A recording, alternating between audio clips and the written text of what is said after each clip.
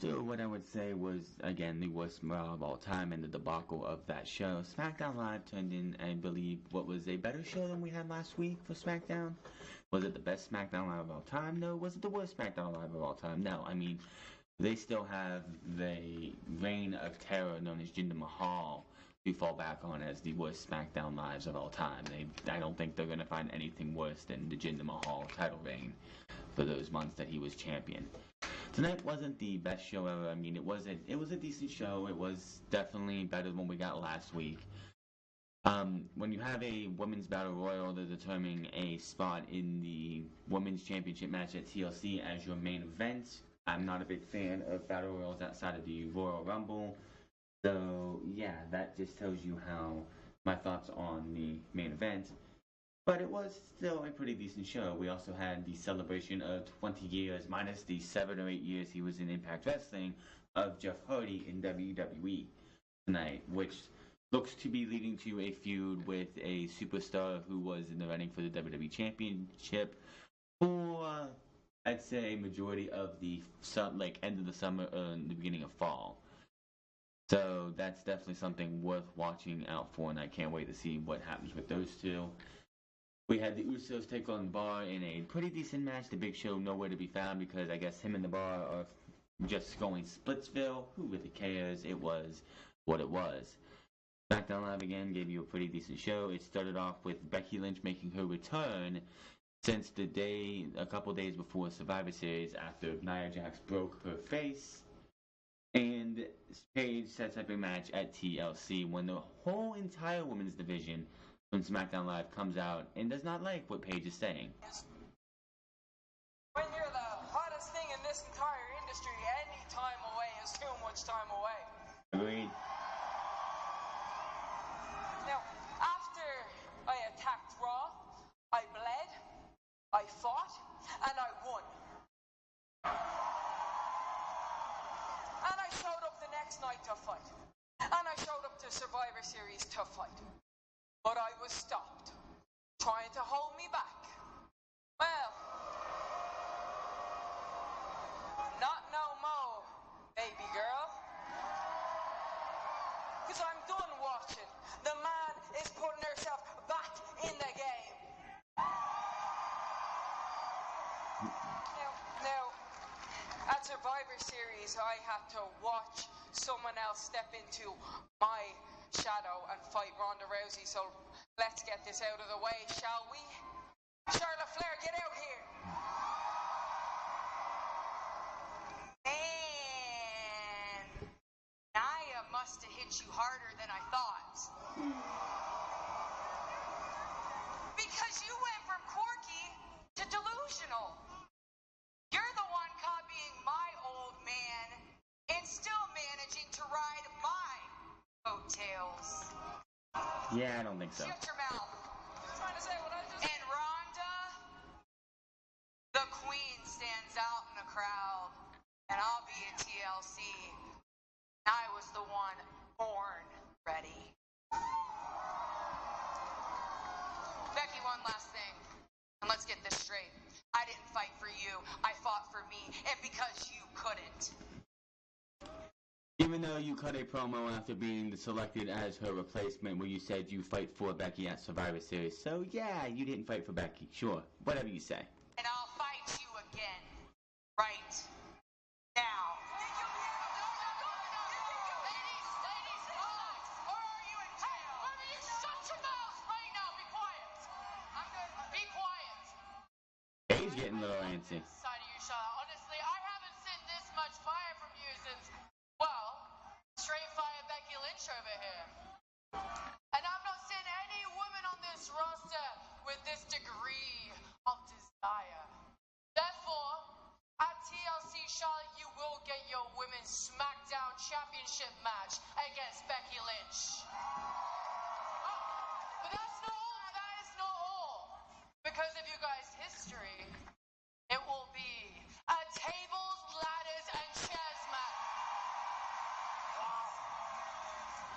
What a joke. Paige, this isn't... Out comes the iconic Zelina Vega, Mandy Rose, and Sonya Deville to break up this little announcement. insulting. I mean, how dare you say that no one has shown the desire that Charlotte has? I mean, everyone's out here talking about what Charlotte did to Ronda. The reality is that any one of us could have done the exact same thing.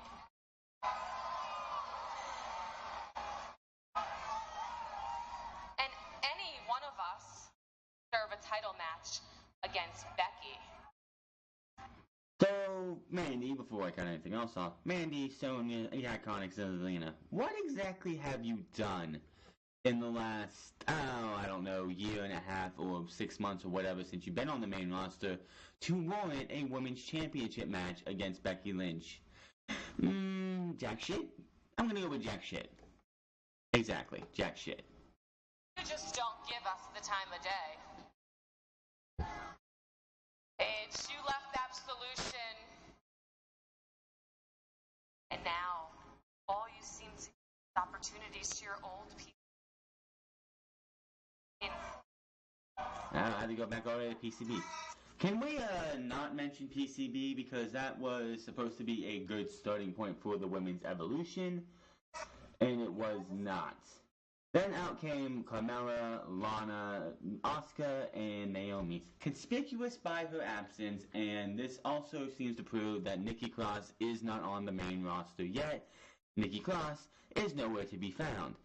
So her loss to Becky Lynch a couple weeks ago, a month ago, was not her official debut. It was like when Charlotte Flair was, I believe she was the women's champion in NXT, came up, faced Natalya, and lost in about 2 minutes, or last year when Pete Dunne came over to Monday Night Raw to face off against he who should not be named, dumbass who tried to invade Survivor Series. It wasn't a main roster call-up, it was just because they were where they were at, they wanted to bring a familiar face to this part of the world, and that's why she was there. So, anybody still wondering where is Nikki Cross, it's either she's not on the main roster yet, or somebody in WWE forgot to have Nikki Cross come to SmackDown for this show. Surprisingly, we agree. With all due respect, Paige, I know you're not questioning my desire. And to keep it 100, the entire SmackDown roster is packed with talent. Any one of us can be a champion. Okay, Asuka, Naomi, I believe. Mandy Rose needs a little bit of work. Sonya Deville, a little bit of work. Iconics, I've never really seen anything more than just a setup act to help other people get up to where they would like to build another set of talent up higher than where they are. They are the jobbers. That's what they did in NXT. They weren't anything special. They maybe won a match here or there, but they never, when the big match came, they always lost. So, yeah, nah, not the entire SmackDown roster. I'll stop the head off every single one of you dopes. Let's go! Easy. Take it easy, ladies. Okay, all right. Mandy, Naomi, all you ladies, actually, this is the passion that I'm talking about. This is why I love this. Therefore, every single woman on the roster tonight, since these two are up for a challenge, will be in a battle royal. Yeah, And the winner of this battle royal will be added to Becky and Charlotte, and it will turn into a triple threat tables, ladders, and chairs match. Get ready, ladies.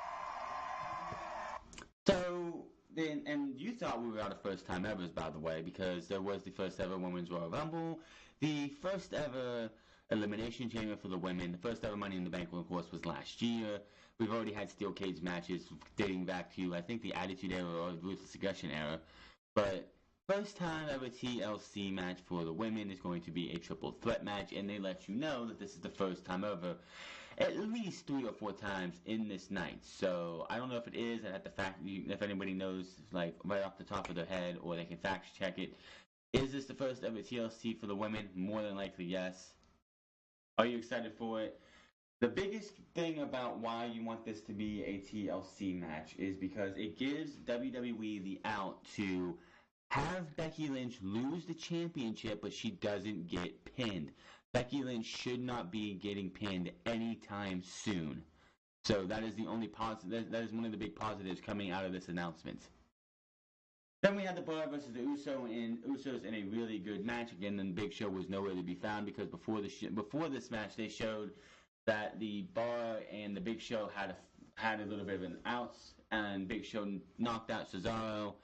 So Cesaro's mouth was pretty much compromised, and he was, a little off in this match. Usos ended up winning this one after a good 10-15. It felt like it was a 10-minute match, 15 minutes at the most. And then we had AJ Styles come out. And he responds to Daniel Bryan and what Daniel Bryan did at, the go-home show to Survivor Series. And he says the receipt is coming. AJ Styles promises to give Daniel Bryan a painful reminder at WWE's TLC. See, once I became the WWE champion, I knew there'd be a target on my back. But who would have thought that target would have moved to somewhere else? Really, Styles, after the feud you had with Nakamura where it was, let's play General Jamboree and just, keep it blowing. We're going to send you to Dick Kick City and all this shit. Yeah, so, yeah. Him to say that and even have to be scripted to say that and then look down kind of makes AJ Styles look stupid. Or he forgot. But that's not what bothers me. I've been there. I know what it's like to want something so bad, do anything to get it. Case in point, his first WWE title win. Is what happened after the match when Daniel Bryan kicks me in the face over and over and over and over again. To the point where I was not medically cleared to be a Survivor Series. To do what exactly? Medically cleared in Smackdown Live this past week. I don't care if it's the new Daniel Bryan, the old Daniel Bryan. They have the same face to me, and I'm looking forward to smashing that face in. Yeah. You know what? We don't have to wait to TLC. We can do this right here, right now.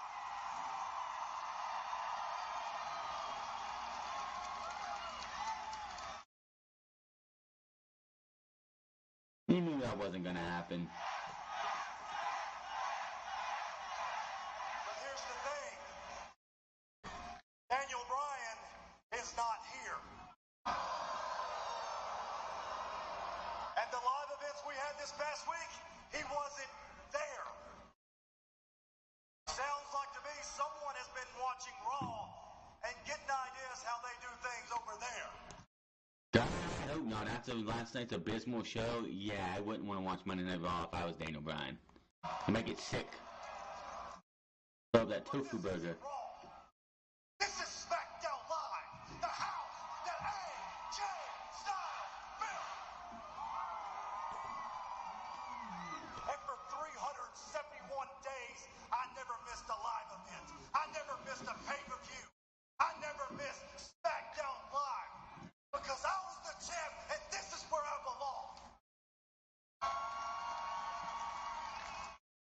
So Daniel, when you roll out of your little hyperbaric chamber and you rest up, make sure you're at TLC. Bring your dreams. Bring your excuses. But most importantly, don't forget the WWE Championship because it belongs to me. It belongs to phenomenal AJ Styles. No stipulation has been added to that match, so I honestly don't know what they're going to do for that match. It's probably just going to be, and I'm so hoping this is not going to lead to a non-finish like we've seen countless times for an AJ Styles championship match. I mean, he was WWE champion. And after the match against Shinsuke Nakamura at WrestleMania, we had non-finish, finish. We move on to Rusev, there's a finish there, and then we have a non-finish, regular finish, and it's just, I'm hoping this is just going to be, this is where AJ Styles will will probably end up losing to Daniel Bryan.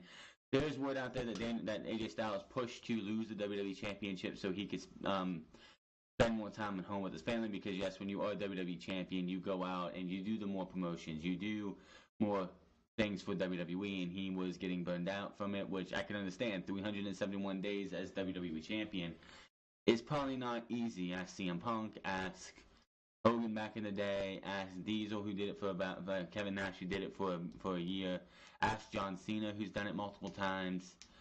It's definitely hard to be a champion for that long.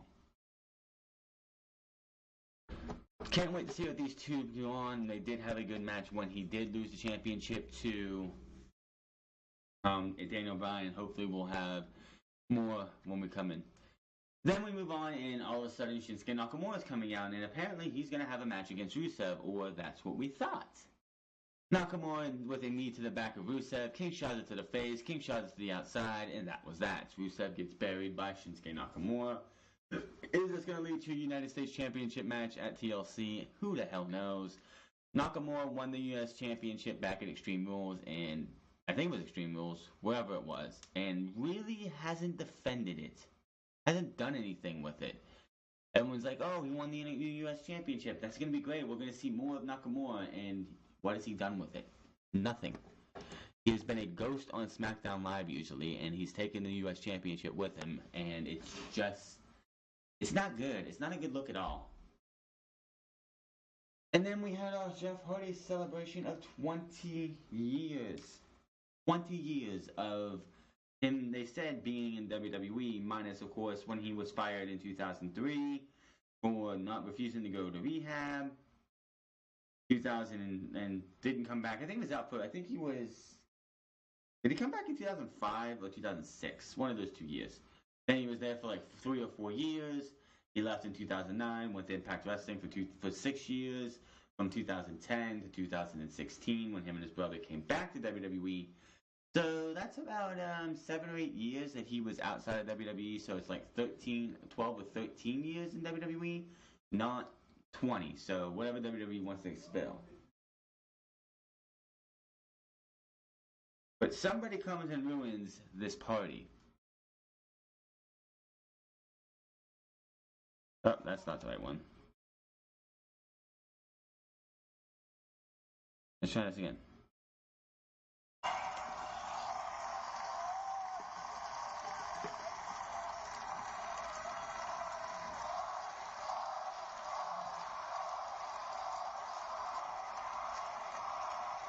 May I say though, whoever is the graphics designers or whoever put these video packages together, these people should get raises, because they always do a hell of a job. They are probably one of the best parts of WWE, and whether it's pay-per-views or the highlight package they did for Jeff Hardy tonight, or when they do Hall of Fame highlight packages, whoever puts those together should be making bank. They are absolutely wonderful at these.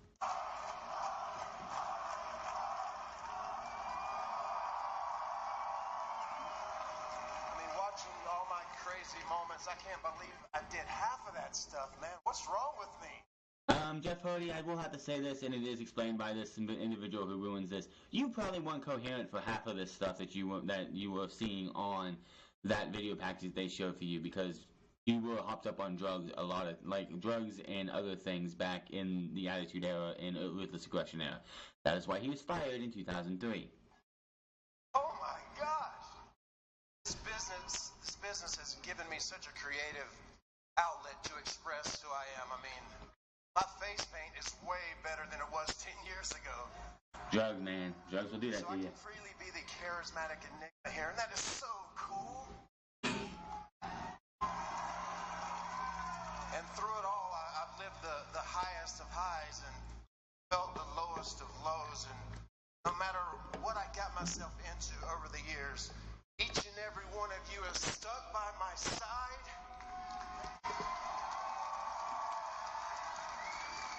And for that, I am eternally grateful, trust me. I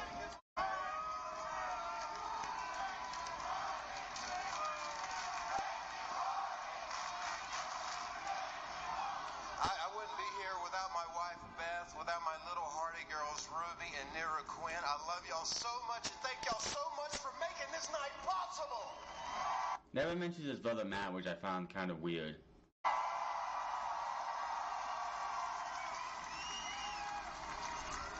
And make no mistakes, this is far from a retirement speech. Which I thought it was what it was. It's going to happen in the future. But what do you say we find out together? Thank y'all so much. No copyrights here, please. Congratulations, congratulations. 20 years, Jeff. That is a very, very long time. And please, forgive my tardiness. I was in the back. I was popping some bottles. I was getting ready to come out here and have a toast. But I think we can all agree maybe having a bottle of champagne around you isn't the best idea. Woo! Going there, going personal. No, Shane, it's cool, Shane. Please let him through. Joe, talk. What do you want to say, man? Please, let him through. So, hey. And thank you to WWE for that wonderful video package, that wonderful anthology of all your greatest moments. It must have been a special treat for you, considering at the time you probably weren't coherent enough to remember any of it anyways. I know, right? I just said that. Because you see, I do not celebrate weakness, and I do not believe in second chances, especially when there's men like me who have yet to get there first. What are you talking about? You've had multiple WWE Championship opportunities.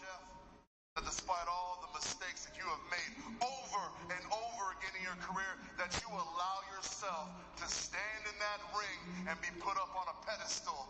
That, my friend, makes me absolutely sick. Because for as many times as this man has made you get up out of your seat, there are just as many times, Jeff, that you let all these people down. Sad thing is, Samoa Joe is 100% right about that, and the crowd, it's like there are multiple times where Jeff Hardy in his career has let the fans down, and yet the fans have always forgiven him, more times than other superstars out there. Just something about Jeff. But Jeff, my only consolation is this, is people like you never change, and the demons, they never go away. They're always lurking in the background. They're always waiting to take control. And the next time you feel powerless, Jeff, and we both know there will be a next time. I know, right? Just know that as a friend, I'm offering you my hand. And it's a very simple one-step program. It is very, very quick, Jeff. But I guarantee you it won't be painless. No matter what you say, you can't rain on my parade. You can't rain on our parade tonight. I have walked the tightrope for 20 years. I've almost ended my career 20 times. Or more. And I still live for the moment, Joe. So what do you say you and I make one right now?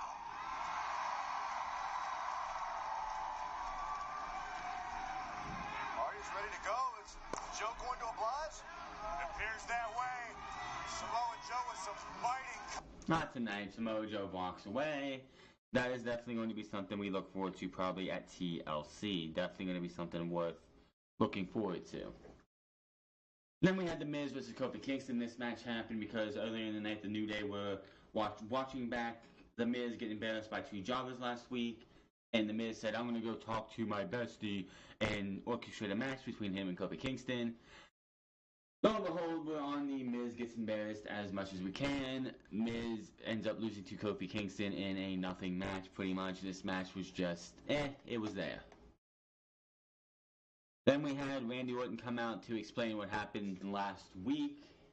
He calls Rey Mysterio's mask garbage, and Rey Mysterio eventually does come out. Rey Mysterio has a neck brace on, and these two brawl for a bit. Orton gets the upper hand. Rey fights back. Orton does hit the hanging DDT and drives Mysterio into the steel steps with a chair draped across his throat. He goes to rip off Rey Mysterio's mask as one in there, but there are officials around. And that was that. This is going to lead to probably some kind of vicious match at TLC. Some kind of match. Maybe a ladder match. No. A chairs match or something at TLC. Since the chair has been used multiple times in this feud, it looks like, it is going to probably be a chairs match, which I hate chairs matches. I really do. A match where the only weapon you can use is a chair is just downright bogus.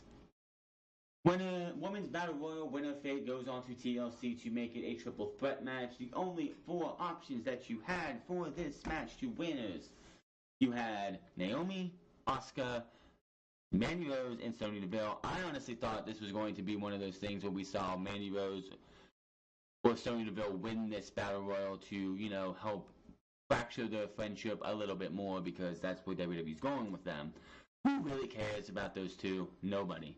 Thankfully, Asuka ends up winning this one after it came down to Mandy Rose, Sonya Deville, Naomi, and Asuka. As I said, the only 4 that you could actually relatively see win this match. Mandy Rose and Naomi end up on the outside. Mandy Rose tries to eliminate Naomi by making her split, which I don't know why that would even work against Naomi, because she does a split every time.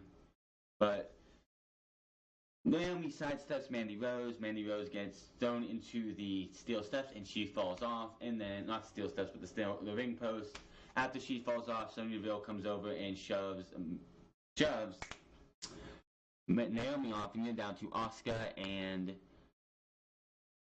Sonya Deville. Now, before we get to the end, I know it's nothing big, but I'm so used to seeing Asuka dress and have her ring attire on and her arm sleeves off, and it just looked weird to see Asuka wrestle this entire match without the purple or the multicolored arm sleeves that she'd wear. It might just be a thing for me. It just bugs the hell out of me when you see a drastic change, like a change like that, even if it probably wasn't meant to. Just want to put that out there. My internet was bugging out, and all I got was to hear the commentary for the end of this. But apparently, Asuka knocked out Sonya Deville, and Asuka moves on to TLC to face Charlotte Flair and Becky Lynch in a triple threat match. TLC, the first time ever. The only thing that they need to do between now and TLC is to try and do their best to get Asuka up to where she is at the same level, support-wise, as Becky Lynch and Charlotte Flair. Will she be up that high? Doubt it.